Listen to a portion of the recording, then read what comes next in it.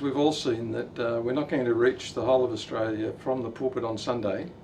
Don't get me wrong, I believe in the best possible preaching on Sunday, every Sunday in every church. But even in my lifetime, we've seen that people are not coming to church anymore. 40% of the population came to church when I was born, and 15% around now. I'm not to blame for that. But we actually we're in missionary mode, aren't we? We're in missionary mode, and we need an army and not an audience, an army of missionaries out bringing the gospel to the whole community. That's what Connect 09 is about, isn't it? Yeah, it is, and that's why I'm throwing these workshops into the mix at the moment, because we're excited about all the good things happening with Connect 09, and we're all asking, what's the next step? How do we keep the momentum going? And I think training and thinking in this missionary mindset is one of the keys now. What are the things you've learned about this issue when pioneering MTS? Yeah, I've spent several years now meeting with ministers in workshops and one-to-one coaching, talking about the training mindset, and that's been in the light of training apprentices with MTS.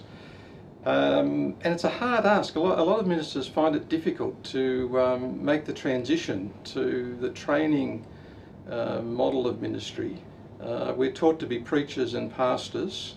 What I'm trying to inject is the principle of building ministry around people and not programs. We tend to start with the programs and not the people.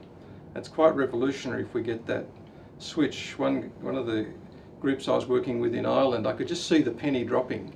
That if they started with the people and training them, it really would generate the kind of missionary workforce that they're looking for. So they're out on the streets training their people, and it changed everybody's thinking actually. Just that simple principle, start with the people, not the programs. The problem is ministers are too busy.